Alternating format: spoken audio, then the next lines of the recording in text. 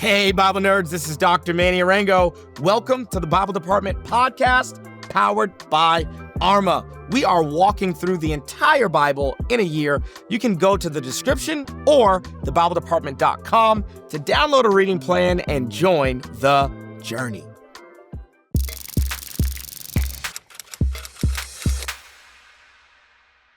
Family, welcome to day 170, where we are going to close out the book of 1 Kings. I'm really excited. We're going to cover 1 Kings chapters 20, 21, and 22.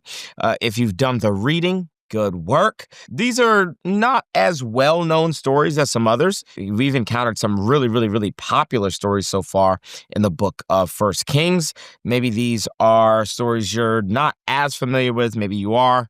But if you've done the reading, good job. Everything that I'm going to talk about today is going to make complete sense if you've done the reading. If you haven't done the reading, stop the video, stop the audio, go do the reading. These episodes are not designed to be intelligible if you haven't done the reading, so make sure you go do that. With no further ado, let's dive in. The first thing I'm going to do is give context clues and the context for everything that's going to happen in chapters 20, 21, and 22 are going to be found in 1 Kings chapter 19. So 1 Kings chapter 19, pivotal chapter, and the main character here is Elijah. Now, Elijah has won an incredible victory over the prophets of Baal. The law of Moses says that false prophets should get the death penalty. And so Elijah is going to make sure that all 850 prophets of Baal and Asherah are going to die. I could totally see how this is a physically draining, emotionally draining experience. And we're going to start reading in chapter 19. This is quite literally a mountaintop moment for our character Elijah. And this mountaintop moment is going to be followed by failure, okay? Now, up until this point, everything that God has told Elijah to do, Elijah's done it, okay? Hey, go to this brook. I'm going to command ravens to feed you. He's done it.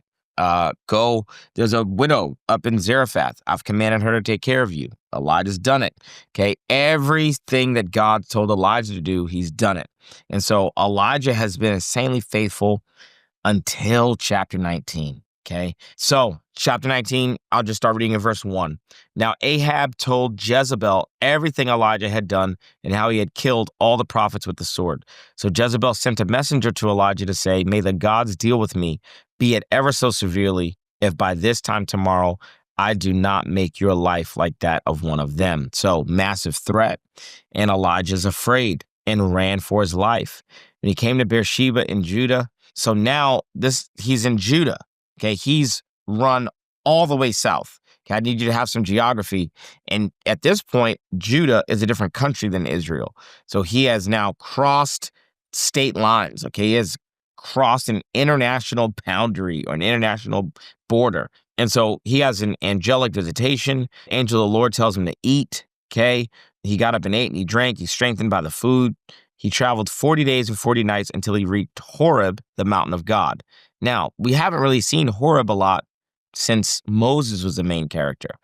And there's a lot of stuff here that would actually make Elijah a new Moses. Ahab is a Pharaoh figure, okay? And Elijah's a new Moses. So let's think. Miraculous food at the brook, and ravens are giving him meat. This is new manna and quail, okay? There's all kinds of parallels between the life of Moses and the life of Elijah, and they seem to be parallels. And at this point, Elijah's trying to create another parallel between him and Moses. But God's the one that controls the narrative, not Elijah, okay? Elijah, you can finally see it here in chapter 19. He is wanting to force the narrative. So we see it in verse 9. Elijah is at a mountain that Moses has met God at. And God has a question for Elijah. It says this in verse 9, second half of verse 9. Sorry, we can just start at the top of verse 9. There he went into a cave and spent the night.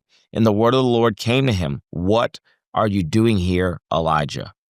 He replied, "I've been very zealous for the Lord God Almighty. The Israelites have rejected your covenant, turned down your altars, and put down your prophets to the death with the sword. I'm the only one left he's already talked to Obadiah, by the way, and Obadiah told him that there's 50 prophets in 2 caves, so 100 prophets total. And now they're trying to kill me too. The Lord said, go out and stand on the mountain in the presence of the Lord, for the Lord is going to pass by. Now, Elijah didn't answer the question. God is saying, what are you doing here? Because I haven't commanded you to come to Mount Horeb. There's no place where I said, go to Mount Horeb. You just decided upon yourself that you're going to just go to Mount Horeb, okay? Dude, you don't call the shots. I call the shots. And then Moses has experienced God through wind. Moses has experienced God through earthquake. Moses has experienced God through fire. Moses has had all those experiences with God. All of these things happen, but the Lord was not in the fire. And now he gets a gentle whisper. If you're not reading really, really perceptively, you're just kind of like, oh, this is a cool story. But really what's happening is that Elijah's functioning in disobedience. And now, again, verse 13, what are you doing here, Elijah? Why are you here? First of all, I've called you to go. You've already had victory with Ahab and Jezebel. You're hot off the heels of victory. Go continue what I told you to do. Okay, why are you here? And he's just going to continue to say the same thing. Okay, he's going to say the exact same thing again. I've been very zealous for the Lord God Almighty. The Israelites have rejected your covenant, torn down your altars, and put your prophets to death with the sword. I'm the only one left, and now they're trying to kill me too. The Lord said to him, go back the way you came. Get out of here, dude. Like, no one asked you to come to Mount Horeb.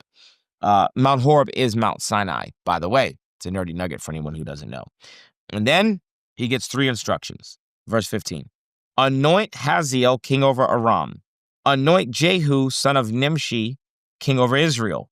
And anoint Elisha, son of Shaphat, from Abel Maholah, to succeed you as prophet.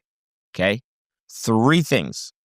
Go anoint Hazael, go anoint Jehu, and go anoint Elisha. Since you want to quit on me, go ahead and anoint your successor. Now, again, here's the Moses themes are going to come into play, okay?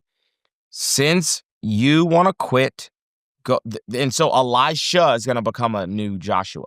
But Elijah is nowhere near like the end of his ministry. My man's just quitting. He's just like, yeah, nah, this is tiring. Now, is ministry tiring? Absolutely. Like, is the stuff that Elijah's having to deal with draining? Absolutely. But my man's tapping out. Not only is my man tapping out, God said 3 things. Go anoint Hazael, king over Aram.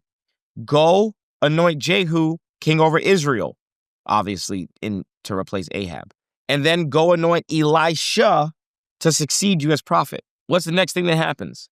Verse 19. So Elijah went from there and found Elisha while he was plowing with 12 yoke of oxen, and he himself was driving the 12th pair.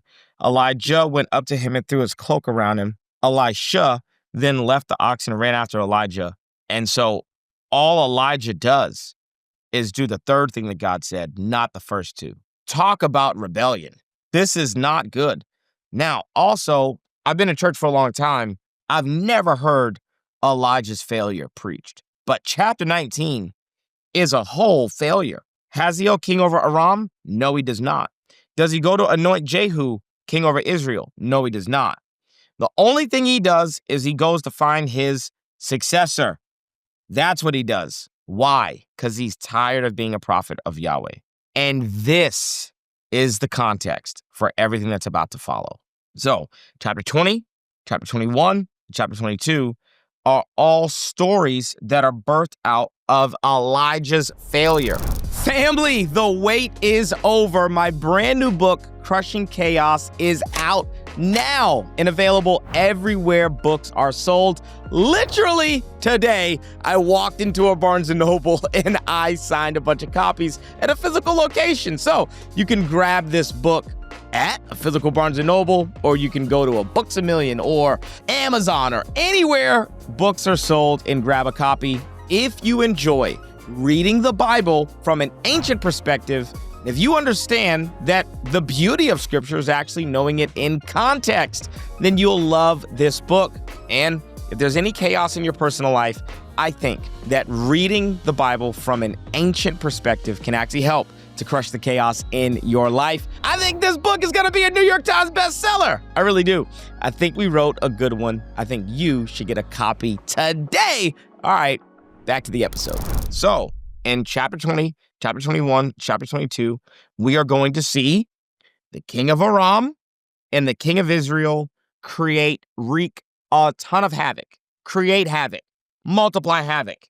And all that drama could have been avoided had Elijah actually continued his confrontation with Ahab and Jezebel, and had he actually went and anointed the next king to replace Ahab, and had he went and anointed the king over Aram, whose name is Hazael.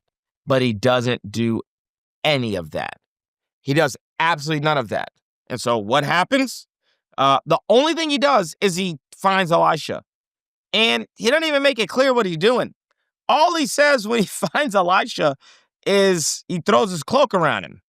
Clearly, Elisha knows what this means, and he leaves his oxen and he runs after Elisha. And Elijah, let's make this also very clear. Elisha, this is a nerdy nugget. We'll transition into all of our nerdy nuggets. Elisha is loaded, okay?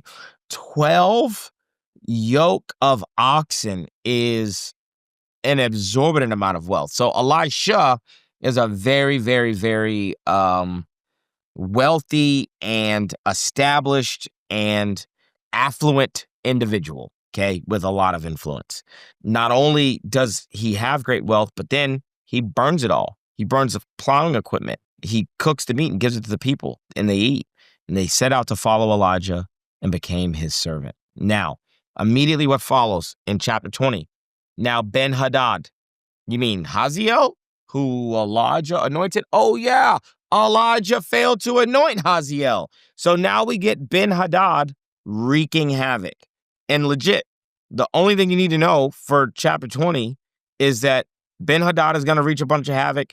And who is the only person that is going to be able to do anything? Ahab. You mean Jehu, who Elijah anointed? No, not Jehu. Ahab, because Elijah failed to do what God told him to do. Elijah failed to do what God commanded him to do. Now, I'm going to give you a nerdy nugget that's actually was relevant for yesterday. Sorry, I didn't give it to you then. There's this moment where Elijah is like, hey, it's about to rain, okay? And he says to Ahab, but get in your chariot and get out of here because it's going to rain. Now, why in the world does the rain matter? Like, what's the correlation? Remember, I told you, Elijah is a new Moses. So if Elijah's a new Moses, Ahab is the new Pharaoh.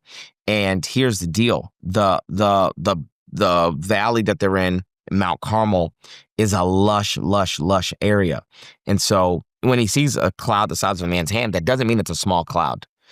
I've heard this preached incorrectly so many times. I see a cloud the size of a man's hand. No, it just means it's far away. It doesn't mean it's small. It means it's far away. Airplanes are huge, but when airplanes are far away, they look small. So the reason that the cloud is the size of a man's hand is because it's far away. It's a massive cloud. It's a huge cloud, okay? And the amount of the rain would actually conclude it's a huge cloud. So what's the link between the chariot and the rain? Well, what happens with Pharaoh's chariots when they go through the Red Sea? Chariots don't do good in water. They don't do good in mud. They don't do good in water. And remember, they are in this valley that is actually, it's actually known to be lush because it's such a fertile area of the country. And so Elijah is actually saying to Ahab, if you don't hurry up and get out of here, it's easy to ride your chariot in here when it's dry. And sir, you're not even supposed to have chariots. And God, the way that God will judge you for having all your trust in these chariots is by sending the rain that you so desperately need. But if God does the miracle of sending rain, then your chariot will become your downfall. And then what does God do? He gives Elijah the supernatural ability to run faster than a chariot, which is just, oh boy, just proves this is why you don't put your trust in horses and chariots. A, because you need the miraculous rain of God. And if you're in a chariot, when rain comes, then you sign your own death certificate. And second, I can cause you to run faster than a chariot because I'm the God of the universe. You don't need chariots. You need my spirit. You need my power. You need the miraculous power of God. So we're going to get a bunch of stories in chapters 20, 21, and 22, okay? And all of these stories are the natural consequences of Elijah not obeying God.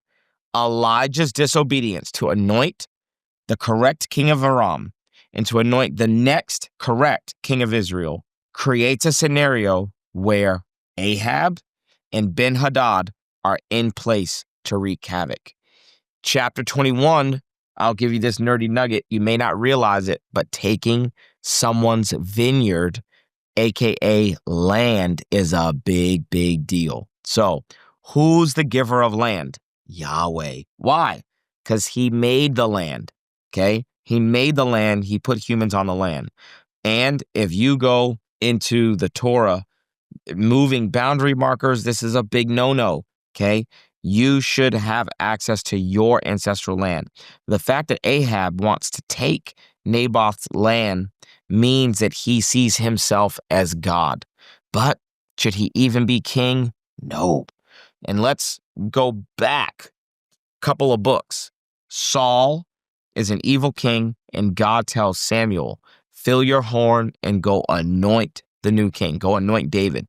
And so Elijah's job is to go anoint the new king that God has, and he doesn't. And because he doesn't, we are going to get chapter 20, chapter 21, and chapter 22. So the key to unlocking chapter 20, chapter 21, and chapter 22 is really understanding that Elijah fails big time in chapter 19.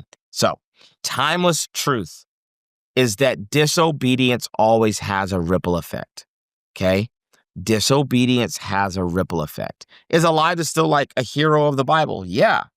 But remember how I said probably a couple days ago, I probably said this a couple times, that the characters are going to become more and more complicated as we continue through the Bible, okay? At the beginning, it's really easy to tell who's good, who's bad.